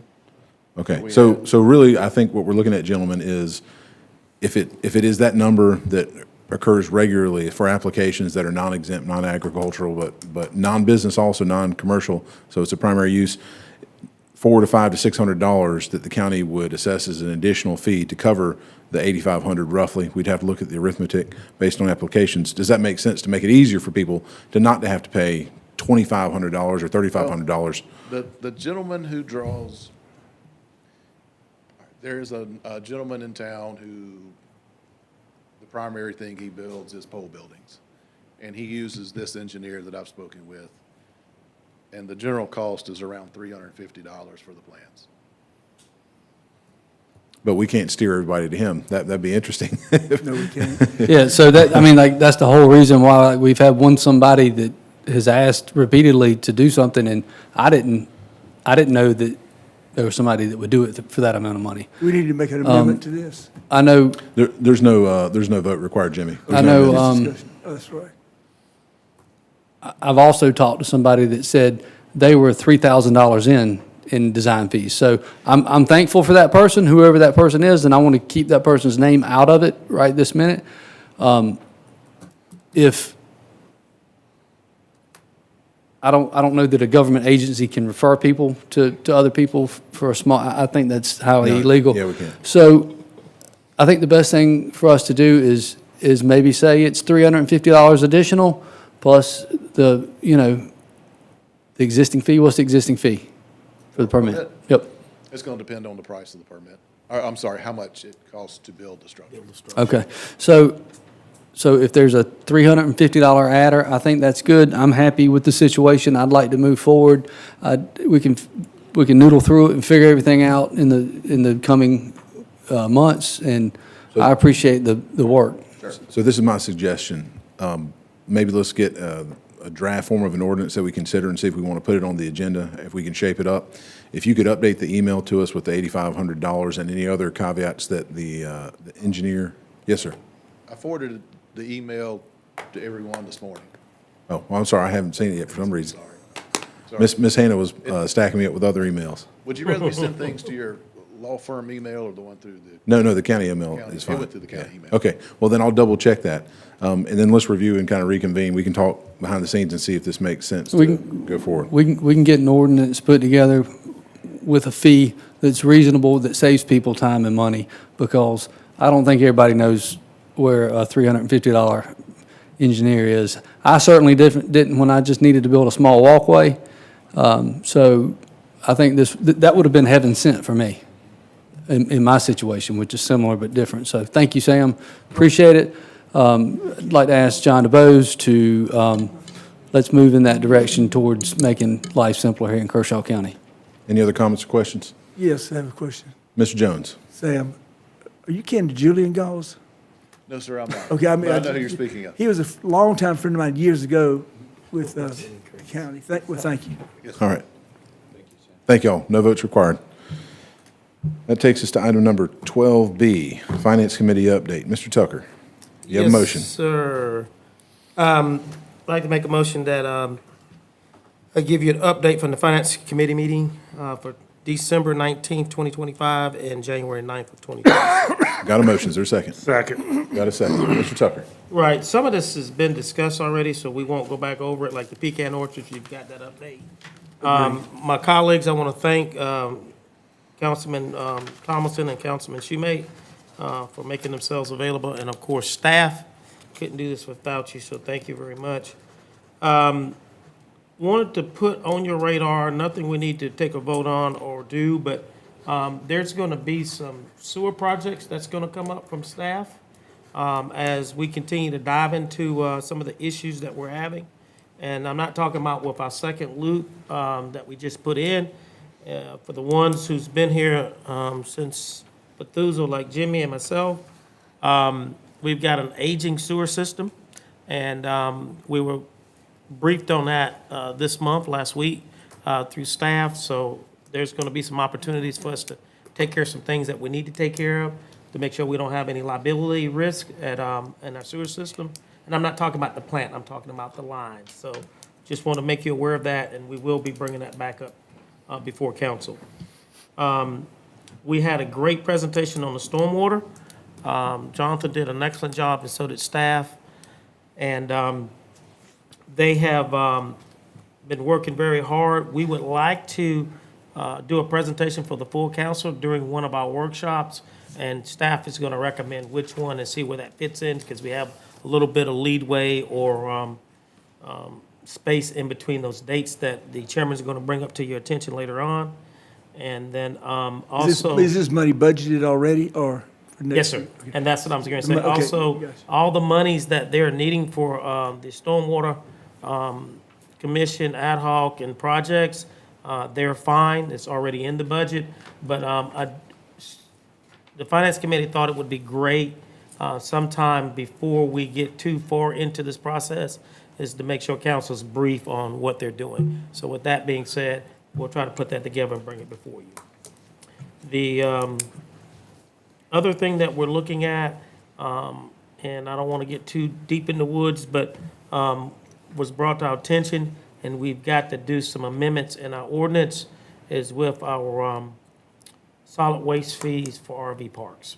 And that's all I can really give you at this point, because we're waiting for staff to bring us back some recommendations on the changes that needs to be, so we won't be in a predicament where our citizens are being double dipped for Increase or services. decreasing regulation? This will be a decrease. Okay, good, Yeah, good. This will be to the good of the citizen. Colleagues from Finance Committee, anything you have or anything that I leave off? No? All Would you good. like to say? All good on my end. Thank you. Okay. Thank you again. Like I said, the chairman will go over some dates for you further down the agenda, and I want to just say thanks to my team and to my colleagues and staff. Thank you. Thank you, Mr. Tucker. Any other comments or questions on Finance Committee update? Seeing none, no votes required, we'll move on. This will require a vote. This is 12C. I placed on the agenda the County Council Budget Work Session and Budget Retreat dates. I make a motion that we accept and approve these dates as proposed for meetings coming up, and we'll allow the attorney to say whether or not additional public notice is required. There's a motion. Is there a second? Second. We have a second. These dates have been included in the packet for Finance Committee workshops and Budget Retreat. Of course, the workshops, any of us are welcome to attend. We also have the Budget Retreat coming up, and we'll have some other budget work sessions, I anticipate. But the dates are self-explanatory. I know we all have life. We all have work in some way, and some of us won't be able to make some of these meetings coming up, but we'll do our best. Any comments or questions regarding these dates? Mr. Tucker? Yes, sir. If I could add, Mr. Chairman, and you're absolutely right on the budget workshops, but it is very, very important that you do make the retreat. The retreat is going to be done a little different and in-house this year, I want to put out, and it's very important to have your input, because staff needs a plan, a map, our vision on where to go. And if you're not there, you're not able to give your input. So please, please, please mark this date on your calendar and try to attend, and I hope to see all of you. Thank you, Mr. Chairman. Thank you, Mr. Tucker. Any other comments or questions on the motion? Seeing none, we'll move it to a vote. All in favor on 12C, raise your hand. Ms. Hannah, it's unanimous in favor on 12C. The dates pass. That takes us to 13A, Appointments, Planning Commission. Councilman Tucker. Man, oh, man, okay. Yep. Mr. Chairman, I would like to make a motion that we reappoint Mr. Robert Horton from District 2. That's my motion. We've got a motion. Is there a second? Second. We have a second, Mr. Shoemake. Mr. Tucker. Yes, sir. I had the opportunity to speak with Mr. Horton today, and unfortunately, he had other obligations that he could not reschedule or cancel, but he is very helpful and thankful to be reappointed, and he has already served a term here. Mr. Horton does a good job on the Planning Commission of being open-minded, very reasonable and compromising, and I think he's a great representation for not only District 2, but for Kershaw County. Thank you, Mr. Tucker. Mr. Shoemake, I think you had the second. No, Robert's wonderful. He's also been helping out on the Smart Growth Committee, so happy to have him aboard. Thank you. Thank you. Any other comments or questions on 13A? Just, I think we're very fortunate to have him, and I appreciate him willing to serve again. Yes, sir. Thank you. Any other comments or questions? Seeing none, we'll move it to a vote on 13A. All in favor, raise your hand. Ms. Hannah, it's unanimous and passes in favor. Mr. Horton is reappointed. Thank you, Robert. Item number 13B is by way of update. I placed it on the agenda. I'll make a motion that we get an update on the Board of Zoning Appeals. Is there a second? We've got a second from Mr. Cato. Ms. Hannah is most familiar with the timeline and vacancies, but I'll look to Mr. Blanchard first. Do we have any update, or you want to defer to Ms. Hannah? Defer. Defer to Ms. Hannah. Ms. Hannah, this is really just to let council know, since we've got it on the table, for from future appointments. I think we had 2 or 3 vacancies on BZA. Is that right? Okay. And if you don't have it at your fingertips, if you just please email the council members so that they can be looking and know, but is it 2 or 3 that we have right now? It's 2, okay. So if you'd email the council members, I just want to make sure that they get a full body. I know a lot of stuff happens over the holidays, but we need to get that one filled back up. They do some important work. Any other comments or questions on the BZA update? Seeing none, no votes required. It's just for update only. I was informed by Mr. Brazel that we no longer need 14A, so there would be no motion. Is that correct, Mr. Brazel? Yes, no motion. We took care of that with the proclamation. Thank you. Okay. That moves us to item number 15, council member briefings. Mr. Cato? I'm going to be short and sweet. First, my condolences go out to Danny, our county administrator, Danny Templer, and his entire family on the loss of his mother. Our thoughts and prayers are with you, Danny, and your entire family. And we look forward to getting you back, but take time and grieve, and we will get back to work when you get back to work with you. On a lighter note, happy birthday, Miss Hannah. Happy birthday. I would sing, of course, some of you might want me to because it'd end this meeting real quick, but I'll pass on that due to time restraints. But lastly, Jimmy, thank you for your service. You ain't left yet, but, you know, to say that you've been here 20 years serving, or will be 20 years the end of this year, says a lot. I mean, because people don't realize, I'll tell you, I've been in community service since I was about 17 years old. Started with a fire department rescue squad. People do not realize what it takes to be part of community service and serving the public, because you can't make everybody happy. You can't do it. So I thank you for what you've done. We don't always see eye to eye. We butt heads sometimes, but that's part of it. We ain't supposed to always think alike.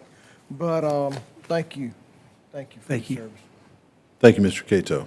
Mr. Tomlinson? Mr. Chairman, and On that Miss Hannah birthday info, so we look good and make us all look bad. Yeah. So happy birthday, Miss Hannah.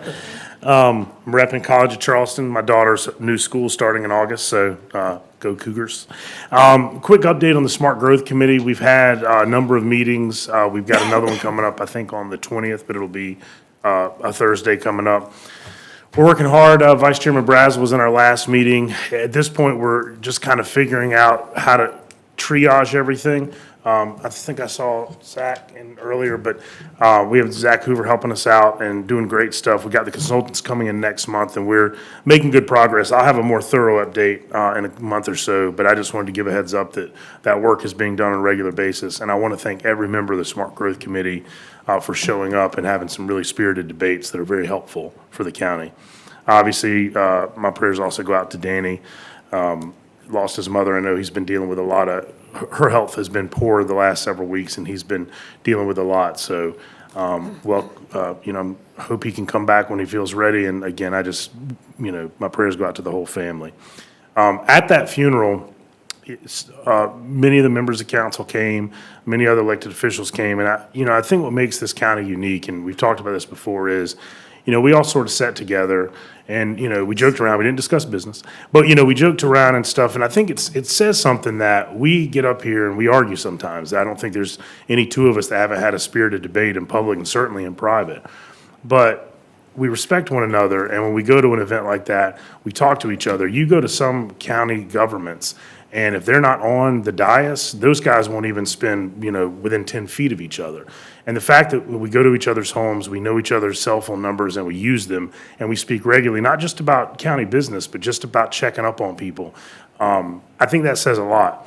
And so Jimmy, I'm going to miss having you up here next year. I'm looking forward to the next year of very spirited debates, but I appreciate your service, man. Like Danny said, 20 years is absolutely nothing to sneeze at. I mean, that's an entire second career that you've done, and earned the right to hold your head high. And, again, appreciate all that you've done for the county and the service. And again, look forward to our next year of jousting and debating. Thank you. Thank you, Mr. Schumake. Mr. Tucker. Thank you, Mr. Chairman. My prayers and thoughts and condolences goes out as well to the Templar family.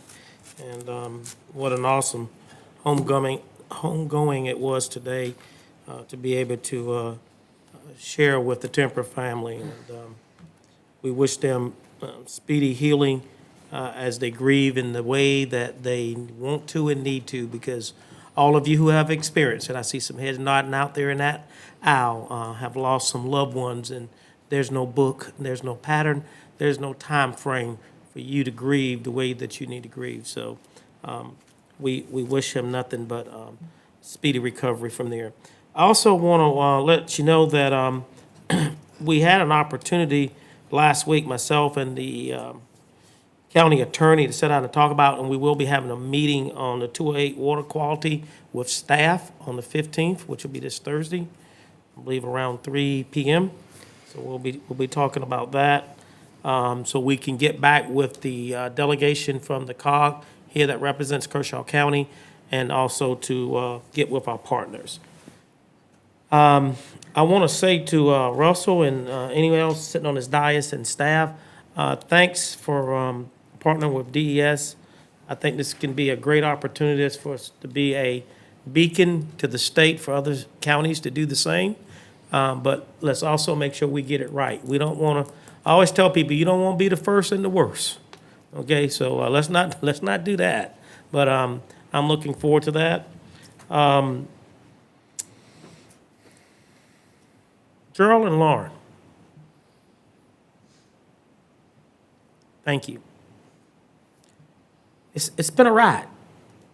And I say that with nothing but respect and love and dignity for you. And sorry about I'm getting choked up, because I know I have leaned on you guys. I know this council has leaned on you and needed your help, your guidance and your support in keeping this county moving in the right direction as we all were going through the pain of watching loved ones move on and get their wings, and giving people the quality time that they need. And I just want to say from me, thank you, because I know it's been a lot of late nights, early mornings, because I've been a part of those conversations.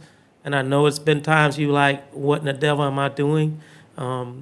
This is a lot, but you've mustered and you pulled through and you've shined just as bright as you can shine. And I say, thank you, and keep up the good work. Thank you. Miss Hannah, that was probably the best kept secret, and that joker next to me on the left over here gets no credit about keeping it from the rest of us, because I've seen you 2 or 3 times a day. At least could have hugged you and tell you happy birthday. So I kind of feel kind of sad that I didn't get a chance to hug you. But happy birthday. We're wishing you many more. May God continue to bless you and your family. And Mr. Jones, Mr. 47 years man of public service. I'm not going to give you all your kudos and goodbyes tonight, but I appreciate your statement you made early today in announcing and giving people the adequate time for the ones that wish to serve, to think about it, talk with their families, their supporters, and to decide whether they want to do this or not. Councilman Cato said it best. It's kind of like, everybody, Mike Tyson, I'm gonna have to say, quote him, everybody can fight till you get punched in the face. You sit up here and your life changes. And I'm not gonna tell you it's all bad, but it changes. And you have to be equipped and ready to battle when it's time to battle. You have to be patient, kind, and compassionate and sympathetic when it's time to be. There's a lot of hats you have to wear up here. So this doesn't fit everybody in the world, and it shouldn't. But I hope that in the process, Mr. Jones, that someone in your district who's willing to come up here and be as passionate as you, maybe they don't have to be as wrong as you are always, but they can be as passionate as you and serve at least half of what you have given to this county. So thank you for your service. Thank you, Vice Chair. That Thank concludes you. my report. Thank you, Mr. Tucker. Mr. Brazel. Sammy, you missed one. I'm going to speak for myself. I'm hard-headed. That's another thing that you have to be to sit up here. Yeah, you definitely missed one. I think it was really neat that we had DNR in here earlier. It was cool to see an old friend after so long unexpectedly. It's a fun thing about having a variety in life. And the one thing that I do love about serving this county and our state is that if you're born and raised here, odds are you're going to run into somebody that you've known in years gone by, especially as you get a little bit of age and time moves on. So that was really neat to get to see Eric Martin here with DNR. Brant, thank you so much for having them here, and that was cool what y'all were able to do at the Lynch's River. I'd like to say thank you to the Alpha Center and Danny Cato.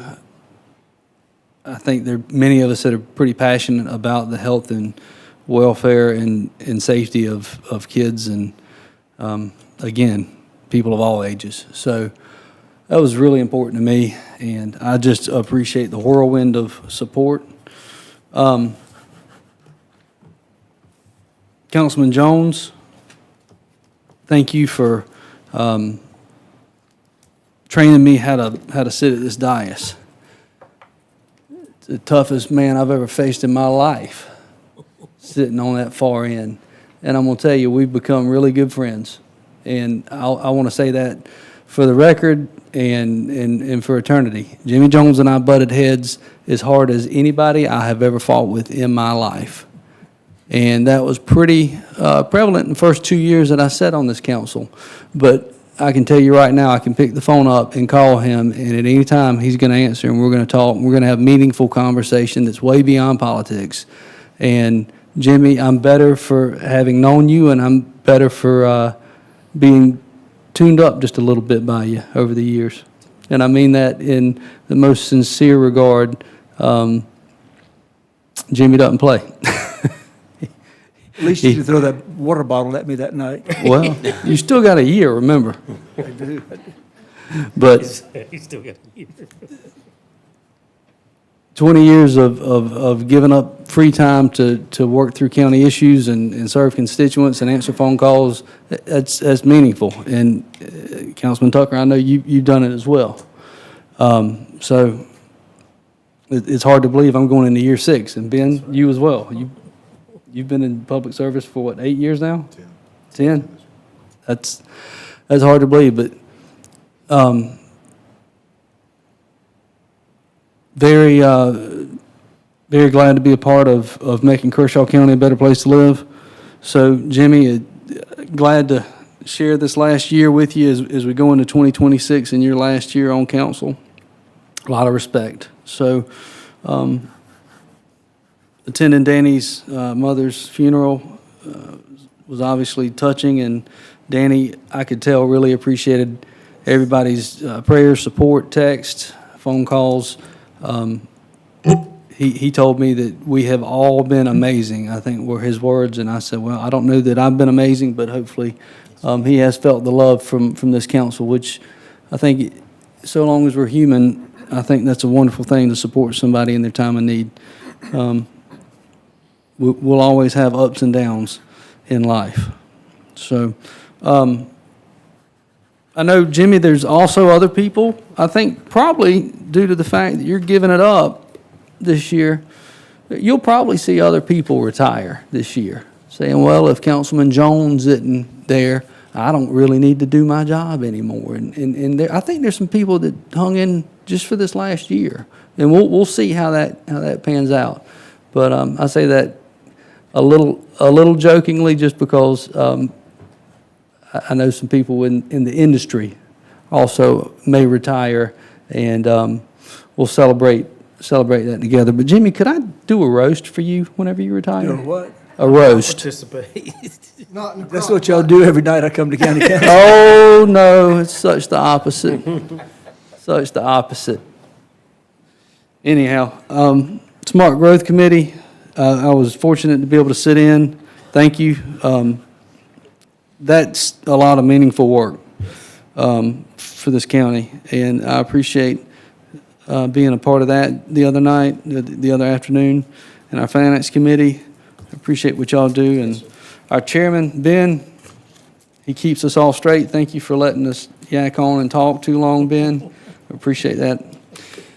With that, I'll conclude my remarks. Thank you, Mr. Brazel. Mr. Jones, I'm not bypassing you, but I'm just honoring your word. You traded your time for earlier in the meeting, correct? You have anything else you want to share in the briefing? I didn't say I traded my time. Well, I asked for additional time. no. Run the tape back. Did I say? You wanted to whisper sweet nothings to Miss Mara Jones. Oh, I did. Do you have anything else to share before? Yes, I do. Go ahead. If I could. Well, I want to, excuse me, thank you guys for the kind words tonight, because I know tonight I feel the love. I may not feel it at the next meeting, but I do tonight. But let me just say this. I've enjoyed working with you guys. Don't agree with a lot of what you do, but I have enjoyed working with you. You know, and I have to look at it and I see Bill Rozier and I see Martin Kahn. You know, they've been here longer than me. So I'm sorry. I know you guys are going to miss me, but you know what, guys? It's time to go. 20 years is long enough, and I just want for my district hope that there'll be some young folks out there, and I've already heard a couple of names, and I had 4 people call me. They said, if you don't run, we're going to run. Well, that was the biggest compliment I could ever get. I said, well, you can go ahead and bank on this. You'll stand a better chance of winning the lottery than seeing my name on the ballot. I am not running. But thank you guys, too, for putting up with me as well. And I look forward to this next year. Now, there's 2 things I really am, well, actually it's 3, but I won't talk about one, that I want to see happen this year. And I want to thank y'all for it. And you're on top of the pecan orchards. You guys, I haven't had to say anything. I mean, y'all are men of your word. And I appreciate that. But the second one is, I hope that some way, somehow, we can come out with a balanced budget this year. I know that y'all are interested in it because I've heard the conversation on it, and if I can do anything to help on that, let me know. I'd love to be able to vote for the budget this year. And so that's pretty much about it. No, but let me just say this too, Danny Templer, you know, my thoughts and prayers have been going out with them, and happy birthday, Miss Hannah. And I was going to say it, but somebody beat me to it tonight. But anyway, and Mr. Chair, you're a good man. You do a great job. I don't agree with you all the time, but you've been a good job. If I can ever get a straight-handed comment. I appreciate that, Jimmy. You're welcome. Okay, that concludes your remarks. Thank you, Mr. Jones. And thank you. Thank you, Mr. Jones. I have just a few things to share before we move on and work towards concluding the meeting. Update for council over the holidays. I replaced Weston Adams on the Smart Growth Committee with Stephen Smoke. Weston's work schedule, he picked up a few new items, as I understand it, and his travel schedule just made it prohibitive for him to participate fully in the Smart Growth Committee. We're thankful for his participation thus far. Stephen Smoke, I thought, was unique as having city, county, and legal experience, and so he is now serving on the Smart Growth Committee under the leadership of Mr. Shoemake. Ms. Hannah, so she threatened me with physical violence if I mentioned anything about her age, because she never ages, Ms. Hannah. I'm just joking. I'm joking. Happy birthday to you. Happy birthday to you. Be proud to be 30. That's right. And then lastly, I wanted to say for Mr. Temple and his family, a saying that has stuck with me in my work from time to time. I interact with folks who have lost loved ones in unexpected ways. And one of the grandmothers one time said, you know, grief is all the love that you never got to share. And that saying has just stuck with me. You've got to ride that wave of grief because the memories come back, but it reflects how much love you had for that person and never got to share. And then I would be remiss if I did not say that I have great hope in the resurrection for the Templar family and for all of us who have lost loved ones or even ourselves through the gospel of Jesus Christ. And I have faith in the fact that he was resurrected and broke the bands of death, and therefore we all can experience that same benefit. Amen. And I just wanted to share that. Amen is right. All right, so that moves us on. That concludes my remarks. Mr. Blanchard, any Yes, briefing sir. for us? Yes, sir. Thank you, council, for your continued thoughts and prayers for the Templar family. Thank you for the support that you've shown to Lauren and I over the past couple of weeks. I just want to thank the staff. Our executive directors have really stepped in and helped Lauren and I through a lot of the trials and tribulations over the past few weeks as well. Looking forward to the new year. This is the first meeting of council this year. Looking forward to the challenges that 26 is going to bring our way. I am confident that if we work together, we focus on the things that we have in common, not that the things that we see differently or our differences. And if we're willing to put in the work, we will be successful together. Together is the key. So thanks again. Happy birthday, Hannah. Without you, I don't believe Lauren and I could find our offices some days. So thank you. Thanks. Thank you, Mr. Blanchard. Anything outside of executive session we need as an update on legal briefing? No. Nothing from Mr. DeBose. With that, gentlemen, that takes us to item 18A. We have 4 items for executive session. I'll seek a motion in just a moment. The first 2 items are related to contractual arrangements. The first one is related to real property, and then the last 2, C and D, are regarding personnel matters, all under SC Code 30-4-70 and relevant subparts. Do we have a motion to enter executive session? Make a motion, we enter executive. Mr. Casto has a motion. Is there a second? There's a second. From Mr. Tucker, any discussion? Seeing none, we'll move it to a vote on executive session. All in favor, raise your hand. Ms. Hannah, for the record, it's unanimous. We're in executive session. For the public's benefit, there are no votes anticipated after executive session.